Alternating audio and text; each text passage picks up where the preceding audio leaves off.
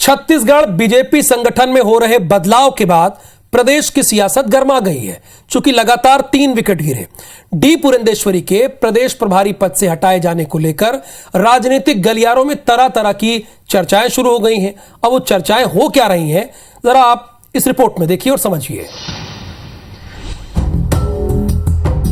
Chhattisgarh BJP संगठन में बदलाव के तहत डी पुरंदेश्वरी की छुट्टी हो गई है। बीजेपी के वरिष्ठ नेताओं ने पुरंदेश्वरी को शॉल और श्रीफल देकर विदाई दी। उनके 2 साल के कार्यकाल को सुनहरा बताते हुए कहा कि संगठन को मजबूत करने का काम किया है। संगठन में सक्रियता लाने के लिए पर्याप्त समय उन्होंने छत्तीसगढ़ को दिया।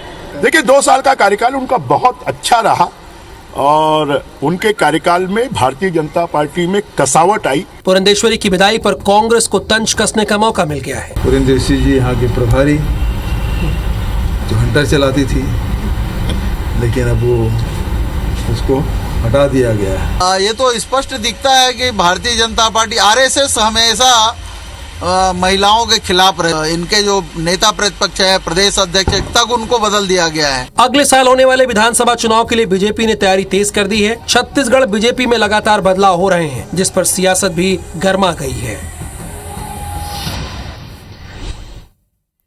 छत्तीसगढ़ बीजेपी की प्रदेश प्रभारी डी पुरंदेश्वरी को हटा दिया गया है और अब इस बात पर सियासत हो रही है।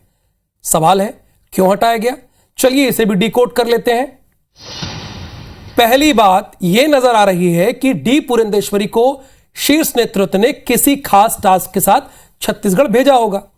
लगता है कि वो टास्क पूरा हो गया, इसलिए उन्हें जिम्मेदारी से मुक्त कर दिया गया।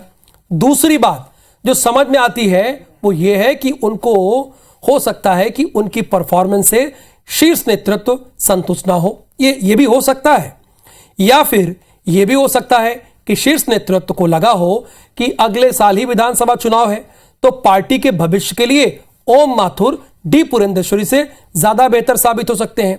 चूंकि ओम माथुर का रिकॉर्ड भी बेहतर है, 100% है। कुल मिलाकर कांग्रेस को डी पुरंदेश्वरी को हटाए जाने के फैसले के बाद बीजेपी का हमला करने का मौका मिल गया है। यानी बीजेपी पर हमला करने का मौका कांग्रेस को मिल गया है और कांग्रेस इस मौके को हाथ से जाने नहीं देना चाहती है।